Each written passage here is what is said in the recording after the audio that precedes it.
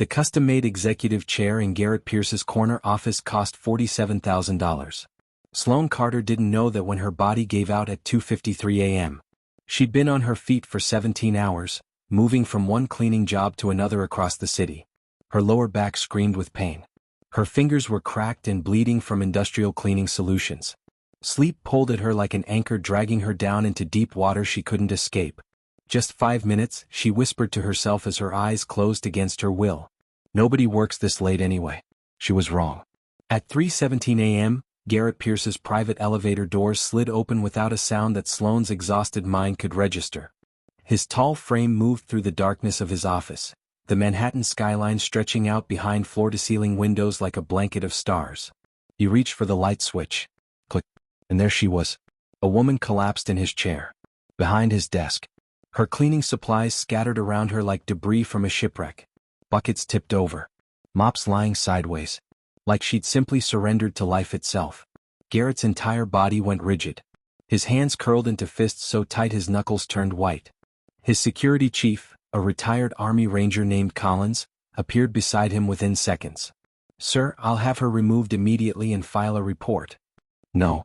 Garrett's voice cut through the air like a blade through silk. "Let her sleep. Where are you watching this from?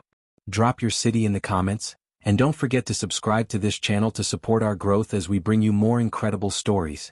48 hours earlier, Sloane Carter stood in the principal's office of Riverside Elementary School with her 10-year-old daughter Ivy sitting beside her. The fluorescent lights buzzed overhead like angry wasps. Principal Henderson sat across from them with papers spread across his desk like accusations. "Miss Carter, Ivy has missed 19 days of school this semester." "That's unacceptable." Sloane's throat tightened. She looked at Ivy, whose big brown eyes stared at the floor. Her daughter's shoes were too small.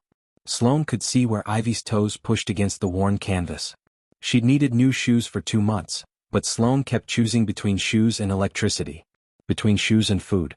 Between shoes and keeping a roof over their heads. "I know, Mr. Henderson. I'm working on it. She's been sick. The attendance office says she's missed school because you don't have reliable childcare before your morning shift starts. Is that correct?" Sloane's face burned with shame. "I'm doing everything I can. I work 3 jobs. Sometimes my neighbor can't watch Ivy in the mornings before school starts, and I can't leave her alone. She's only 10. Mr. Henderson's expression didn't soften. "If Ivy misses 5 more days, I'm required by law to report this to Child Protective Services. Do you understand what that means?" The room tilted. Sloane gripped the armrest of her chair to steady herself. "CPS. They could take Ivy away. They could put her daughter in foster care. They could destroy the only thing Sloane had left in this world that mattered." "Please," Sloane heard herself say. "Please don't do that. I'll figure it out. I promise." Walking out of that school with Ivy's small hand in hers, Sloane wanted to scream. She wanted to sit down on the sidewalk and cry until she had no tears left. But Ivy looked up at her with those trusting eyes that believed her mother could fix anything, and Sloane forced herself to smile. "It's okay, baby. Mama's got this." But Mama didn't have anything. That night, Sloane worked her first cleaning shift at a medical office building from 6 p.m. to midnight. Her supervisor, a man named Dale who smelled like cigarettes and disappointment, handed her a mop and bucket without looking at her face. "Floors 1 through 4. Don't miss the bathrooms. Don't take breaks longer than 10 minutes. Don't use your phone." Sloane nodded and got to work. She scrubbed toilets until her arms ached. She mopped floors on her hands and knees because the mop head was falling apart and Dale refused to replace it. She emptied trash bins filled with things that made her stomach turn.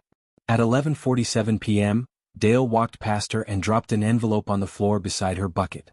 "You're short again this week. Docked you for the supplies you wasted." "I didn't waste any." But Dale was already gone. Sloane picked up the envelope with shaking hands. Inside was $340. She'd worked 37 hours. That wasn't even minimum wage. At midnight, she drove her 15-year-old Honda Civic across town to her second job at a downtown office complex. The night shift supervisor, a woman named Rita, was kinder but no less demanding. 20 floors tonight, Sloane. The executive level is hosting some big meeting tomorrow morning.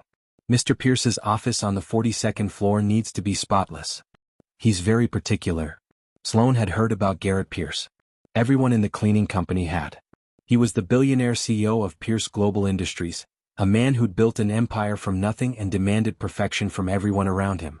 The rumor was that he had obsessive-compulsive disorder so severe he'd fired 3 cleaning crews in 6 months because they couldn't meet his standards. Everything had to be exactly right. Not a speck of dust. Not a single streak on the windows. Not one item on his desk moved even a millimeter out of place. "I'll handle it," Sloane said, already exhausted but knowing she had no choice. She started on the lower floors and worked her way up. Her back screamed with every movement. Her hands cramped around the spray bottle. By 2:30 a.m. she finally reached the 42nd floor and stepped into Garrett Pierce's executive office. The space took her breath away. The entire back wall was floor-to-ceiling glass overlooking Manhattan. The city glittered below like someone had spilled diamonds across black velvet. The furniture was sleek and modern. Everything was positioned with mathematical precision. Even the pens on his desk were arranged in a perfect line. Sloane got to work.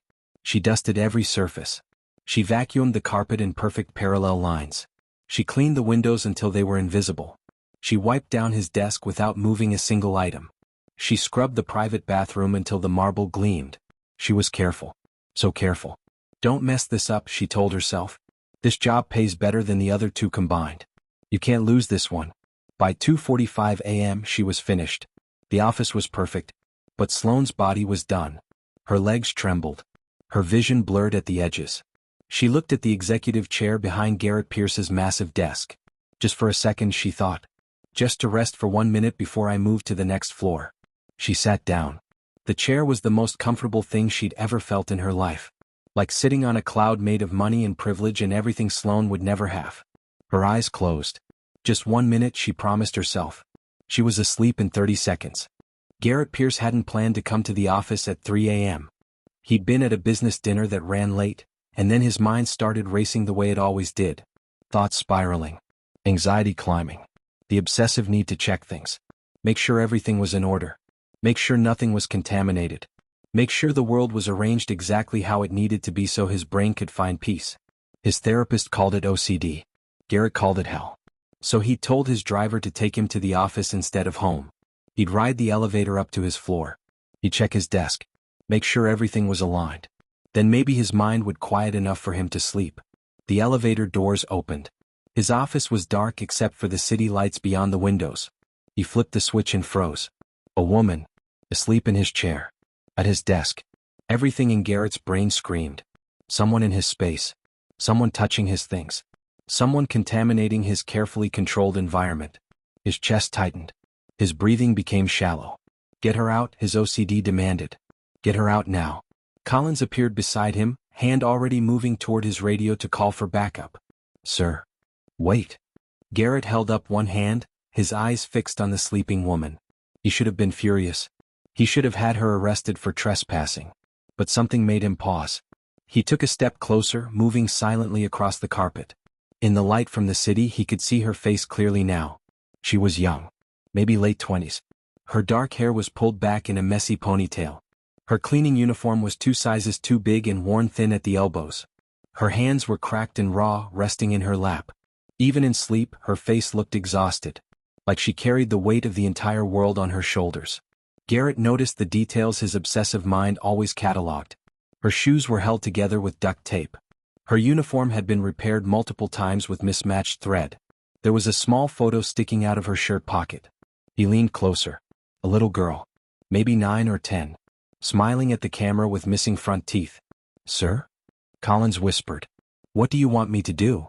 Garrett stared at the sleeping woman for a long moment. Every instinct in his body screamed at him to wake her up and remove her. But something else, something deeper than his OCD made him say, let her sleep. Post someone outside the door. When she wakes up, bring her to me. Don't scare her. Collins looked confused but nodded. Yes, sir. Garrett turned and walked back to the elevator, but he didn't go home. He went to his secondary office 3 floors down and waited. Sloane woke up at 4:23 a.m. in a blind panic. She jolted upright so fast the chair spun. Where am I? What happened? Oh God, I fell asleep. I fell asleep. Her heart hammered against her ribs. She grabbed her cleaning cart and started rushing toward the door, but it opened before she reached it. A man in a dark suit stood there. Big, military posture. His face was calm but firm. Miss Carter? Mr. Pierce would like to see you. Please come with me. Sloane's blood turned to ice. I'm so sorry. I didn't mean to, I was just resting for a second. You're not in trouble, ma'am? He just wants to talk. This way, please. Sloane followed the man, her legs barely holding her up. She was going to be fired. Worse, she was going to be arrested. She'd have a criminal record. She'd never get another job. How would she pay rent? How would she feed Ivy? The man led her to a different office and opened the door. Garrett Pierce sat behind another desk, his hands folded on the surface in front of him. He was younger than Sloane expected. Maybe mid-30s. His dark hair was perfectly styled. His suit probably cost more than 6 months of Sloane's rent. His face was handsome in a sharp, controlled way. But his eyes were what caught her. Gray-blue. Intense. Like they could see straight through to her bones. Sit down, Miss Carter. Sloane sat. She gripped the armrest to keep her hands from shaking. Mr. Pierce, I'm so sorry. I didn't mean to fall asleep in your office. I've been working all night and I just... How many jobs do you have? The question surprised her. What? How many jobs do you work? 3. The word came out as barely a whisper. How many hours this week? I don't know. Maybe 80? 90? Garrett's jaw tightened. You have a daughter. Ivy. She's 10. Sloane's heart stopped. How do you? The photo in your pocket. She looks like you. Sloane's hand flew to her shirt pocket, touching the photo protectively. Please don't bring her into this. She has nothing to do with... Where is she right now? With my neighbor. Why are you asking me these questions? Garrett stood up and walked to the window. His back was to her. You fell asleep in my chair because you're working yourself to death trying to provide for your daughter. You're exhausted. Your hands are bleeding from chemical burns. Your shoes are falling apart. You're barely surviving. Sloane's eyes filled with tears. She blinked them back furiously. I'm doing my best. Your best is killing you. What do you want from me? Sloane's voice cracked. Do you want me to apologize more? Do you want to fire me? Call the police? Just do whatever you're going to do. Garrett turned around. His expression was unreadable. I'm going to make you an offer. You can refuse if you want. But hear me out first. Sloane waited, her heart pounding so hard she could hear it in her ears. I have severe OCD, Garrett said calmly, like he was discussing the weather. It makes my life difficult. One of my biggest triggers is dirt, disorder, and contamination. I've gone through dozens of cleaning staff because no one can meet my standards. But your work tonight was perfect. Not a single thing out of place. Not a streak on the windows. Everything exactly as it should be. Sloane blinked. I don't understand. I need someone who can maintain my spaces to my exact specifications. My office. My apartment. My car. Everything. I'll pay you $150,000 a year. Full benefits. Health insurance for you and your daughter. You'll work for me exclusively. No other jobs. Regular hours. You'll have time with Ivy. Sloane's brain couldn't process the words. $150,000. That was more money than she'd made in the last 5 years combined. Why? She whispered. Why would you offer me this? Garrett's eyes met hers. Because you're desperate enough to be thorough. Desperate people don't cut corners. And because... He paused. Because I know what it's like to fight battles no one else can see. What's the catch? The catch is that you'll have to do things exactly my way. Every single time. If I say something needs to be cleaned 3 times, you clean it 3 times. If I say don't touch something, you don't touch it. You follow my rules without question. Can you do that? Sloane thought about Ivy. About the principal's threat. About CPS taking her daughter away. About working herself into an early grave. Yes, she said. I can do that. Good. You start Monday. Collins will give you all the details. Don't be late. Sloane stood on shaking legs. Thank you, Mr. Pierce. You have no idea what this means. Go home. Get some sleep. Spend tomorrow with your daughter. Sloane walked out of that office in a daze.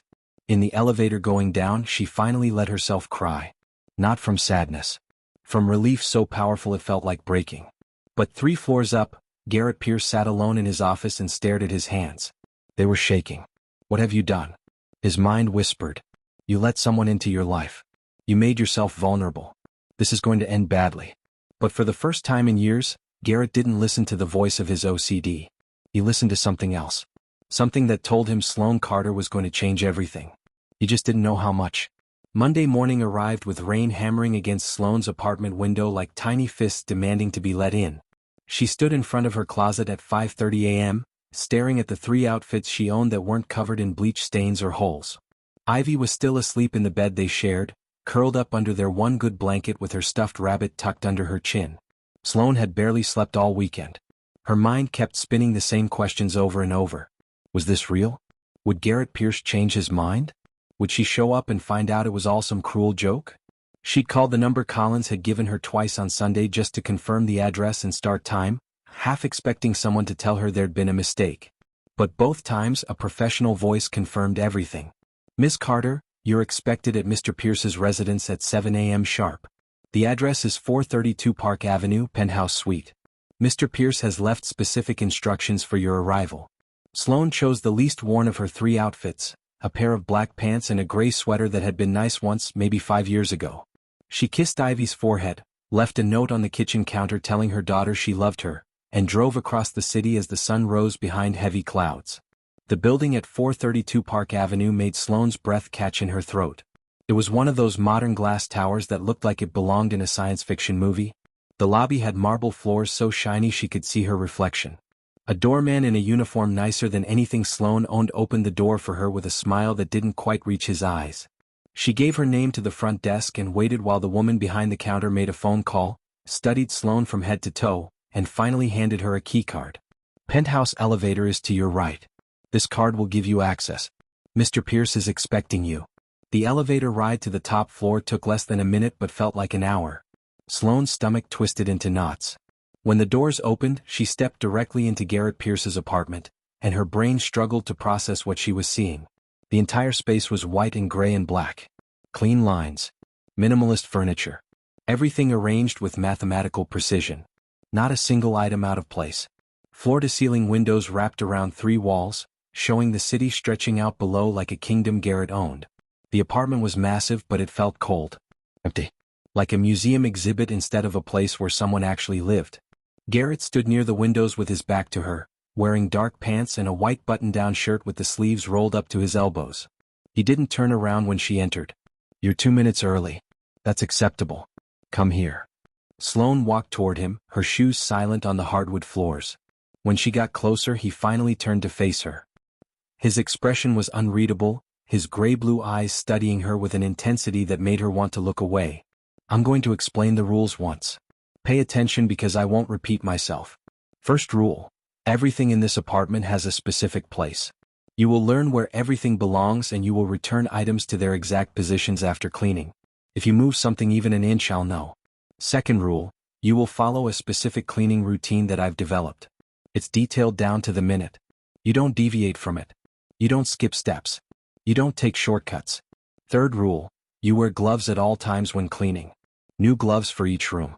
You don't touch anything with your bare hands except the supplies. Fourth rule. You speak to me only when I speak to you first.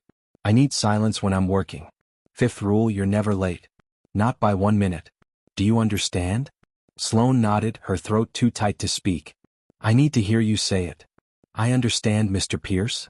Good. Collins left your schedule and supply list on the kitchen counter. You'll start in the kitchen today. I'll be working from home this morning, so I'll observe to make sure you understand the process. Any questions? Sloane had about 1,000 questions but remembered Rule 5 about speaking only when spoken to. No, sir. Garrett's jaw tightened slightly, like he was fighting some internal battle. The supplies are in the closet next to the kitchen. Everything is labeled. Start now. The next 4 hours were the most intense of Sloane's life. Garrett had a 47-page manual detailing exactly how every surface in his apartment should be cleaned. The kitchen alone had 12 pages of instructions. Countertops were wiped in circular motions. Always clockwise, 3 times with disinfectant and once with water.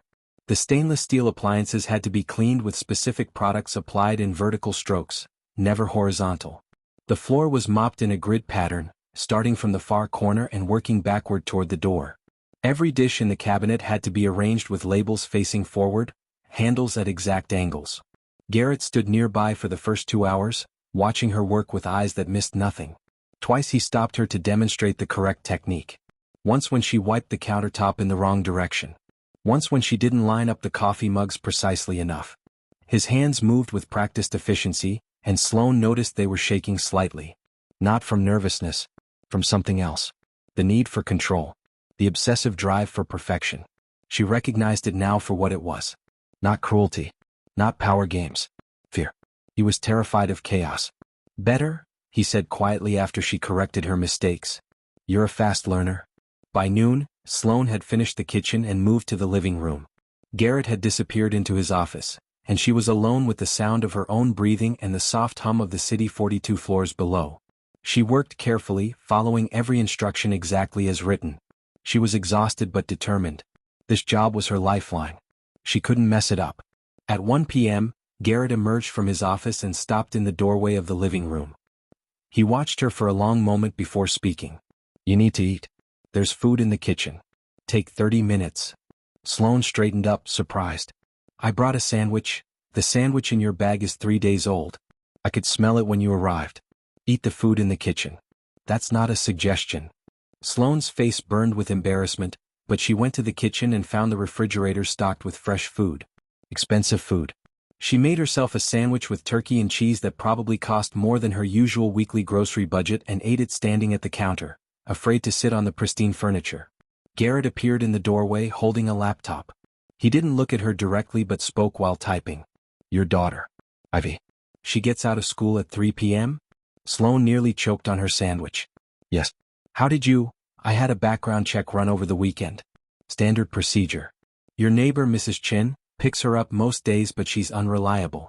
Ivy's been late to school 17 times this semester because Mrs. Chin overslept or forgot. Starting today, I've arranged for a car service to pick up Ivy from school and bring her here. She can do homework in the spare room until you're finished for the day. The room has a desk, books, art supplies. Whatever she needs. Sloane stared at him, her sandwich forgotten. You did what? You can't just, I didn't ask you to, you're working for me now. That means you need to be here on time without worrying about childcare. This solves the problem. The car service is paid for. Non-negotiable. Mr. Pierce, I appreciate the offer but I can't accept. Why not? His eyes finally met hers, sharp and challenging. Because accepting help feels like charity? Because you're proud? Because you've been doing everything alone for so long you don't know how to let someone help you. The words hit Sloane like a physical blow. She opened her mouth to argue but nothing came out. Garrett's expression softened slightly, just for a moment. Your daughter needs stability. You need to keep this job to provide that stability. I'm removing the obstacles that might prevent you from succeeding here. It's practical. Not personal. Sloane set down her sandwich with shaking hands. Why are you being so nice to me? I'm not nice. I'm efficient. There's a difference. Finish eating. You have work to complete. He left before she could respond. Sloane stood alone in that expensive kitchen and felt tears burning behind her eyes again. She didn't know how to process what was happening. Garrett Pierce was the strangest, most confusing man she'd ever met. He was demanding and cold and obsessive about control. But beneath that there was something else. Something that recognized pain in other people because he carried his own. That afternoon, exactly at 3:45 p.m., the doorman called up to the apartment. Miss Carter, there's a young lady here for you. Sloane rushed to the elevator, her heart pounding. When the doors opened, Ivy stood there holding her backpack, her eyes wide as dinner plates as she looked around the apartment. Mom? What is this place? The man in the car said you work here now. Is this real? Are we rich now? Sloane laughed and pulled her daughter into a hug. No, baby, we're not rich. I'm working for someone who lives here. Come on, I'll show you where you can do your homework. She led Ivy to the spare room Garrett had mentioned, and her breath caught when she opened the door. The room had been completely set up as a child study space. A desk with a comfortable chair. Shelves full of books for kids Ivy's age. Art supplies in organized containers. A bulletin board on the wall. A small couch by the window. It was perfect. Too perfect. This wasn't just thrown together this morning. Garrett had planned this. Prepared for Ivy before Sloane even accepted the job. Mom, this is amazing. Ivy dropped her backpack and ran to the bookshelf, pulling out titles and squealing with excitement. Can I really use all this stuff? Yes, I think so. But you have to be very quiet and respectful. The man who owns this apartment is working and he doesn't like noise. I promise I'll be super quiet. Like a mouse. Like a ninja mouse. Sloane kissed the top of Ivy's head and went back to work, but her mind was spinning. Who was Garrett Pierce really? What did he want? Nobody did things like this without expecting something in return. But what could he possibly want from her? She finished her work at 6 p.m. exactly as the schedule required. She found Garrett in his office, sitting behind an enormous desk covered with multiple computer monitors. His fingers moved across the keyboard with rapid precision. She knocked softly on the open door. "Mr. Pierce? I finished for the day." He didn't look up from his screens. "Inspection in 5 minutes." Those 5 minutes felt like an eternity. Sloane stood in the living room with Ivy beside her, watching as Garrett moved through every room she'd cleaned. He checked surfaces with his fingers. He examined corners with a critical eye. He opened cabinets and studied the arrangement of items. He was silent the entire time, his face revealing nothing. Finally he returned to where they waited. "Acceptable. You missed a spot on the bathroom mirror.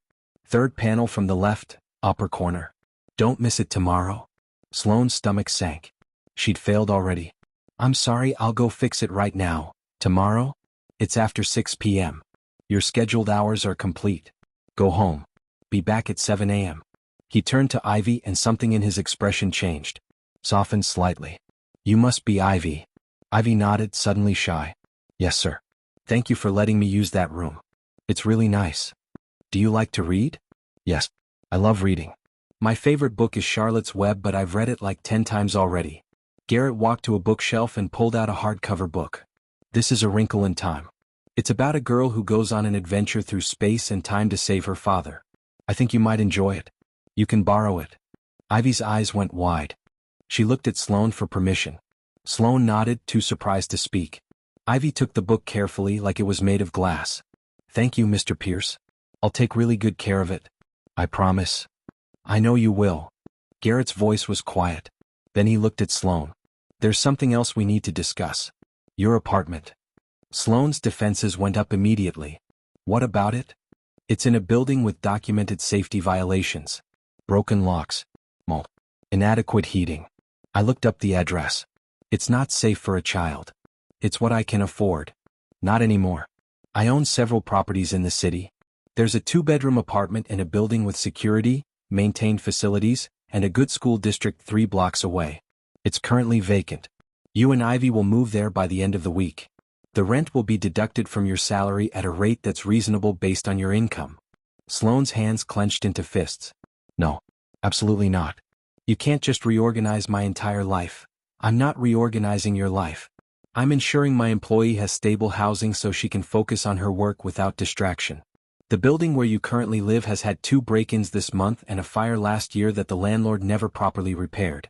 If you're exhausted from worrying about safety, you can't perform your job effectively. This is business. This is control. You're trying to control every aspect of my life." Garrett's jaw tightened. His hands curled into fists at his sides. "Yes, I am. Because control is the only thing that keeps me functioning. Because structure and order are the only things that quiet the chaos in my head. Because I need people around me who fit into that structure or everything falls apart. If that's a problem for you, say so now. But understand that refusing reasonable solutions to preventable problems is not independence. It's stubbornness." The words hung in the air between them like smoke. Sloane wanted to argue. Wanted to tell him he had no right. But Ivy's small hand slipped into hers, and she looked down at her daughter's hopeful face. A safe apartment in a good school district. No more mold making Ivy's asthma worse. No more lying awake at night listening to fights through thin walls. No more choosing between safety and electricity. "Fine," Sloane heard herself say. "We'll move. But I pay rent. A fair amount. This isn't charity." "Agreed.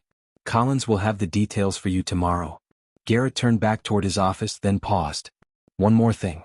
I have a business dinner Thursday night. I'll need you to come with me." Sloane blinked. "What? Why?" "Because I have severe OCD and large social events trigger my anxiety. I need someone there who understands my routines. Someone who knows not to hand me drinks without a sealed lid. Someone who knows which foods I can't eat because of contamination fears. Someone who won't think I'm crazy when I need to leave suddenly. Collins usually does this, but he has another obligation. You'll need appropriate clothing for a formal event. There's a boutique account set up in your name. Use it." "Mr. Pierce, I'm not comfortable." "You're not comfortable attending a dinner with me, or you're not comfortable wearing expensive clothes you didn't pay for?" His eyes met hers, and for the first time she saw something vulnerable there. Something almost desperate. "I'm asking for help. I don't do that easily. Please." The word, "please," changed everything. Sloane had never heard him say it before. She took a breath and nodded. Okay. I'll be there. Something shifted in Garrett's expression. Relief maybe. Or surprise that she'd agreed. Thank you. You can go now. I'll see you tomorrow morning. Sloane and Ivy left the apartment in silence. In the elevator going down, Ivy hugged the borrowed book to her chest and looked up at her mother with serious eyes. Mom, is Mr. Pierce okay? He seems really sad. Out of the mouths of children. Sloane squeezed her daughter's hand. Yeah, baby. I think he is sad. But maybe we can help make things a little bit better. What Sloane didn't know was that 42 floors above them, Garrett Pierce stood at his window staring out at the city and fighting the panic attack that had been building all day. His hands shook violently. His chest felt tight. The obsessive thoughts were screaming at him. You let someone into your space. You let a child touch your things. You're losing control. This is dangerous. She's going to hurt you. Everyone hurts you. But underneath the fear was something else. Something warm and terrifying and completely foreign. For the first time in years, his apartment didn't feel quite so empty. For the first time in years, he'd had a conversation with someone that didn't feel like a business transaction. For the first time in years, he'd seen someone look at him like he was a person instead of a problem. And that was the most frightening thing of all. Because Garrett Pierce had built his entire life around walls and rules and distance. And Sloane Carter was somehow walking through all of it like those walls didn't even exist. He pressed his forehead against the cool glass and closed his eyes. What have you done? He whispered to himself. But he already knew the answer. He'd let someone in. And there was no going back now. Thursday evening arrived faster than Sloane expected, and she stood in front of the mirror in her new apartment feeling like an imposter wearing someone else's skin. The dress from the boutique was deep emerald green, elegant and simple, falling to just below her knees with a neckline that was modest but sophisticated. She'd never worn anything that cost more than $50 in her entire life, and this dress had 4 zeros on the price tag. Her hands trembled as she tried to fasten the delicate silver bracelet Garrett's assistant had sent over that morning, along with a note in sharp handwriting that said, "Wear this, it matches." Ivy sat on Sloane's bed watching her mother with wide eyes full of wonder. Mom, you look like a princess. A real one, not the cartoon kind. Sloane laughed nervously and gave up on the bracelet, setting it on the dresser. I look ridiculous. I don't belong at fancy dinners with billionaires and important people. What am I even doing? Mrs. Chun from their old building had agreed to stay with Ivy for the evening, and the older woman appeared in the doorway with a knowing smile. You're doing what you need to do for your daughter. And you look beautiful. That man is lucky to have you working for him. But Sloane didn't feel beautiful. She felt terrified. The car service arrived at exactly 6:30 p.m. and drove her back to Garrett's building. When she stepped out of the elevator into his apartment, she found him standing near the windows wearing a black tuxedo that probably cost more than a year of her old rent. He turned when he heard her footsteps, and something flickered across his face too quickly for her to identify. His eyes traveled from her face down to her dress and back up again. For a long moment he didn't speak. The bracelet, he finally said. You're not wearing it. I couldn't get the clasp to work. I'm sorry, I tried. Garrett crossed the distance between them in 3 strides and held out his hand. May I? Sloane retrieved the bracelet from her purse and placed it in his palm, trying to ignore the way her heart was racing. Garrett's fingers were gentle as he fastened the bracelet around her wrist, his touch careful and precise. She noticed his hands weren't shaking the way they usually did. There. Now you're ready. His voice was quieter than normal, almost soft. Mr. Pierce, I need to tell you something before we go. I don't know how to act at events like this. I've never been to anything fancier than a Denny's birthday party. I'm going to embarrass you. Garrett's gray-blue eyes met hers with an intensity that made her breath catch. You couldn't embarrass me if you tried. Just stay close to me and follow my lead. If I seem uncomfortable or anxious, you'll know what to do. That's all I need. The dinner was being held at a private club in Manhattan that dripped with old money and privilege. Crystal chandeliers hung from vaulted ceilings. Men in tuxedos and women in designer gowns moved through rooms that looked like they belonged in a palace. Sloane felt every eye turned toward them when they entered, felt the weight of judgment and curiosity from people who could tell with one glance that she didn't belong in their world. Garrett's hand moved to the small of her back, a subtle gesture of protection that surprised her. Ignore them. They're not important. But they were important. These were Garrett's business associates, investors, competitors. Sloane recognized some faces from magazines and news articles. A tech mogul worth billions. A hedge fund manager who'd been on the cover of Time. A celebrity entrepreneur with a reality TV show. And here was Sloane Carter, a cleaning woman playing dress-up, trying not to trip in borrowed heels. The first hour was torture. Garrett introduced her simply as Sloane without explanation, which only made people more curious. She could see the questions in their eyes. Who is she? Why is she here? Is she dating him? Garrett made polite conversation with various guests, but Sloane could see the tension in his shoulders, the way his jaw tightened when someone stood too close or tried to shake his hand. He kept his hands in his pockets most of the time, a defensive gesture that probably looked casual to others but Sloane recognized as self-protection. When a waiter approached with a tray of champagne glasses, Garrett automatically reached for one but Sloane gently caught his wrist. "They're not sealed," she said quietly, "for his ears only." Relief flashed across his face. "Thank you." She flagged down a different waiter and requested a sealed bottle of water instead, which she opened herself and handed to Garrett. He took it with a small nod of gratitude that meant more than words. Dinner was served at a massive table that seated 40 people. Sloane found herself sitting between Garrett and a woman in her 50s wearing enough diamonds to fund a small country. The woman introduced herself as Margaret Whitmore, CEO of some pharmaceutical company, and immediately began interrogating Sloane with the subtlety of a sledgehammer. "So how do you know Garrett? Are you in finance? Tech. You look far too young to be in real estate." Sloane opened her mouth to respond but Garrett spoke first. "Sloane works for me. She's essential to my daily operations." It was technically true but the way he said it made it sound like Sloane was a high-level executive instead of his housekeeper. Margaret's perfectly sculpted eyebrows rose with interest. "Really? In what capacity?" "I help him maintain order," Sloane said carefully, choosing her words with precision. "Mr. Pierce has very specific requirements for how his spaces are organized. I make sure everything runs smoothly." Again technically true. Margaret seemed satisfied with that answer and turned her attention to Garrett. "I heard Pierce Global is considering expansion into the European market. Is that true?" Garrett launched into a discussion about international business strategy that went completely over Sloane's head. She focused on her food, trying to remember which fork to use for which course, hyper-aware of every movement she made. Halfway through the main course, she noticed Garrett had stopped eating. His hand rested on the table, fingers drumming an agitated rhythm against the white tablecloth. His breathing had changed, becoming shallower. His eyes were fixed on his plate but Sloane could see he wasn't really seeing it. A panic attack. Building slowly but inevitable. Sloane leaned closer and whispered, "Do you need to leave?" "I can't," he murmured back, his voice tight. "Not yet. Need to stay until the speeches are done. It would be rude. You're more important than politeness. You don't understand. These people expect. I don't care what they expect. You're having a panic attack and you need air. Come with me." Sloane stood up and extended her hand to Garrett, who stared at it like she just offered him a live grenade. But then his fingers closed around hers and he let her lead him away from the table. Several guests turned to watch them leave but Sloane ignored them all. She found a quiet hallway away from the main rooms and pushed open a door that led to a small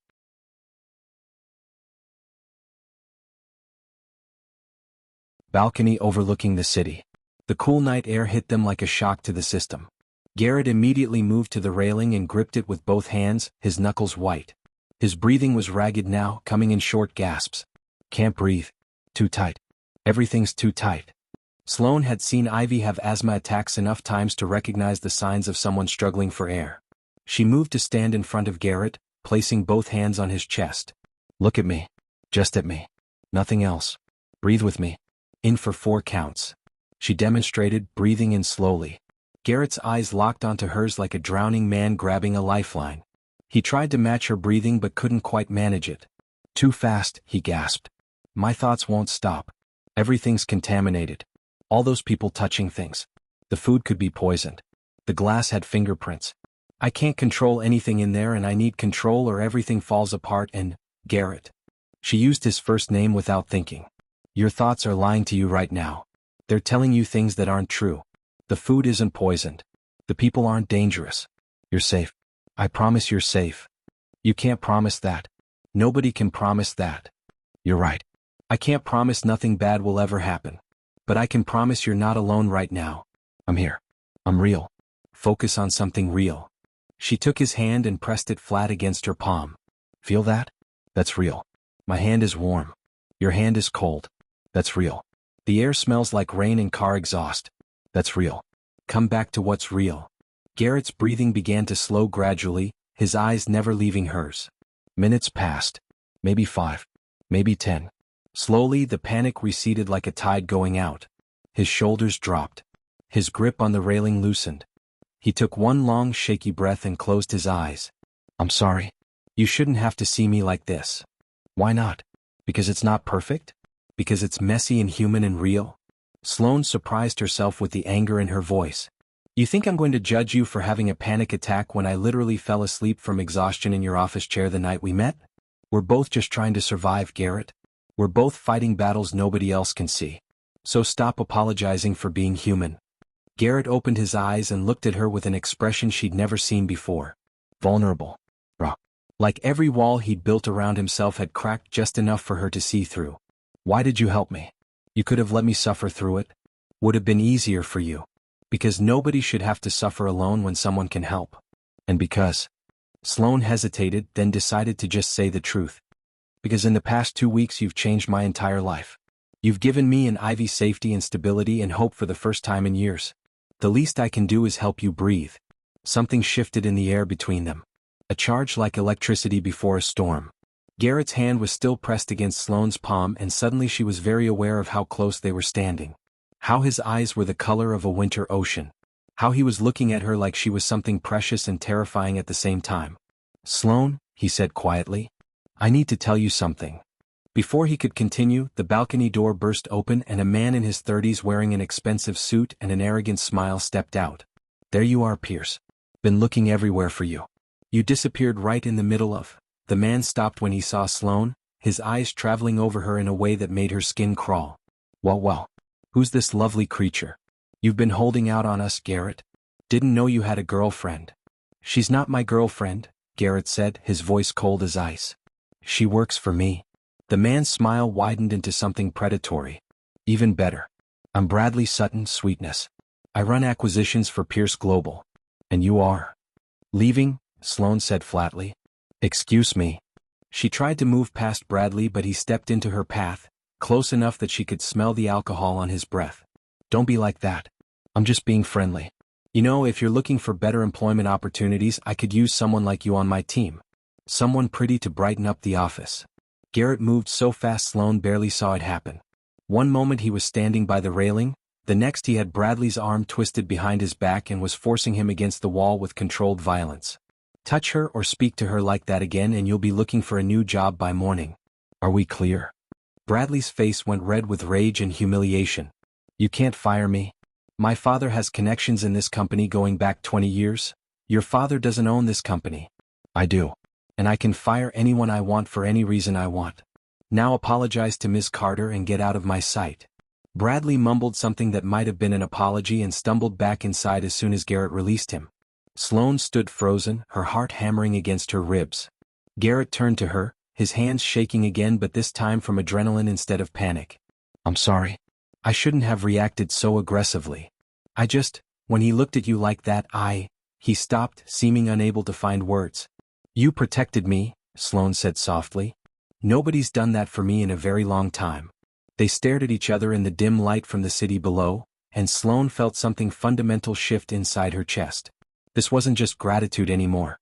This wasn't just appreciation for a job and a safe apartment. This was something deeper and more dangerous. This was feeling she had no business having for a man who was her employer, who lived in a completely different world, who was complicated and damaged and impossible in 1,000 ways. But her heart didn't care about logic. Her heart only cared that when Garrett looked at her, she felt seen in a way she'd never experienced before. We should go back inside, Garrett said, but he didn't move. Yeah, Sloane agreed. But she didn't move either. The door opened again, and this time it was Collins, Garrett's security chief, looking apologetic. Sir, I'm sorry to interrupt, but there's a situation. Ivy is on the phone. She's upset and asking for her mother. All the blood drained from Sloane's face. What happened? Is she hurt? She's fine physically. She's having an asthma attack. Mrs. Chin says it's not severe, but Ivy is scared and wants you. Sloane was already moving toward the door. I need to go. Right now. I need to get to her. My car is downstairs, Garrett said immediately. We'll both go. You can't leave your own dinner. Watch me. 10 minutes later they were in Garrett's private car racing through Manhattan traffic. Sloane's hands were clasped so tightly in her lap her knuckles had turned white. Garrett sat beside her, his phone pressed to his ear as he spoke with someone in rapid, clipped tones. I don't care if you have to wake up the entire hospital board. I want Dr. Morrison at Miss Carter's apartment in 15 minutes. Yes, the pediatric pulmonologist. Yes, I know it's after hours. Offer him whatever he wants. Just get him there. He ended the call and looked at Sloane. The best pediatric asthma specialist in the city will be at your apartment before we arrive. Ivy is going to be fine. Sloane's eyes filled with tears. You didn't have to do that. You didn't have to leave your dinner. You didn't have to call a specialist. This isn't your problem. Stop. Garrett's voice was firm but gentle. Stop saying things aren't my problem. Stop pushing away help. Ivy is important to you, which means she's important to me. That's how this works. How it works. This. Whatever this is becoming. The words hung in the air between them, heavy with implications neither of them was ready to fully acknowledge.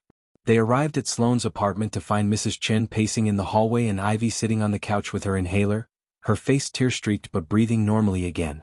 The moment Ivy saw her mother she burst into fresh tears and launched herself into Sloane's arms. Mom? I couldn't breathe and I got so scared and Mrs. Chen called you but you weren't answering and, shoo, baby, I'm here now. I'm right here. You're okay.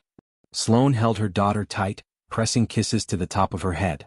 Dr. Morrison arrived 6 minutes later with a medical bag and a kind smile. He examined Ivy thoroughly, asked detailed questions about her asthma history, and adjusted her medication plan. She'll be fine, he assured Sloane. But her current medication isn't strong enough. I'm prescribing something better. And she should see a specialist for regular monitoring. I'll have my office contact you to set up appointments. After the doctor left, after Mrs. Chen went home, after Ivy was settled in bed with her inhaler nearby and her stuffed rabbit under her chin, Sloane found Garrett standing in her small living room looking completely out of place in his expensive tuxedo surrounded by her second-hand furniture and discount store decorations. Thank you, she said quietly. For everything tonight. For the doctor. For being here. For... She gestured helplessly, unable to find words big enough for what she was feeling. Garrett turned to face her and the look in his eyes made her breath catch. I need to tell you something and I need you to listen without interrupting because if I don't say this now I never will. Sloane nodded, her heart suddenly pounding. When you fell asleep in my office 2 weeks ago, I should have had you arrested. I should have had you fired and banned from the building. That would have been the logical thing to do. The safe thing to do. But I looked at you sleeping there, exhausted from working yourself to death, and I saw something I recognized. I saw someone fighting so hard to survive that they were destroying themselves in the process. I saw someone who needed help but was too proud or too afraid to ask for it. I saw someone who reminded me of myself before I built all these walls and rules and systems to keep the world at a safe distance. He took a step closer, his hands clenched at his sides like he was fighting the urge to reach for her. I told myself I was offering you a job because you were good at cleaning, because you were detail-oriented and desperate enough to follow my impossible rules. But that was a lie. I offered you the job because for the first time in years, I looked at another person and felt something other than anxiety and fear. I felt connection. Recognition. Like maybe I wasn't as alone as I thought I was. Sloane's throat tightened. Garrett, let me finish. These past 2 weeks, having you in my space, watching you work, talking to you, seeing you with Ivy, it's been terrifying. Because every rule I've built my life around says I should keep you at a distance. Every instinct says letting people close is dangerous. But tonight when that man disrespected you, when Ivy needed help, when you held my hand on that balcony and talked me through a panic attack, I realized something. I'm falling in love with you, Sloane. And that terrifies me more than any contamination or disorder or chaos ever could. Because I don't know how to do this. I don't know how to let someone in. But I want to try. If you'll let me. The silence that followed was deafening. Sloane stood frozen, her mind racing too fast to catch any single thought. Garrett Pierce, a billionaire who could have anyone he wanted, was standing in her tiny apartment confessing feelings for her. For Sloane Carter, a single mother who cleaned houses for a living and wore second-hand clothes and had nothing to offer but herself. Say something, Garrett said quietly, vulnerability written across his face. Please. I think I'm falling in love with you too, Sloane whispered. And it's the most terrifying and wonderful and impossible thing that's ever happened to me.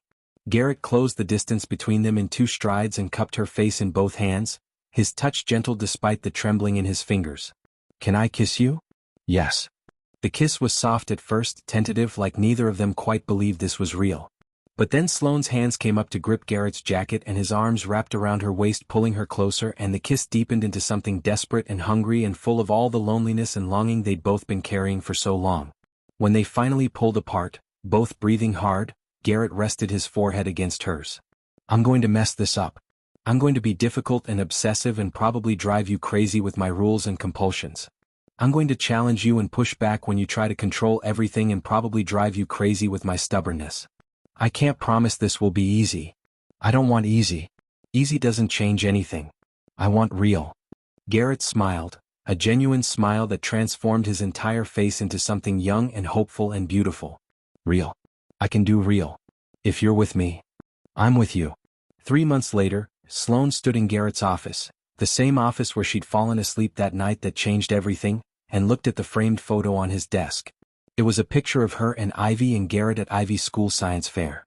Ivy stood between them holding a first-place ribbon, her smile bright enough to light up the whole city.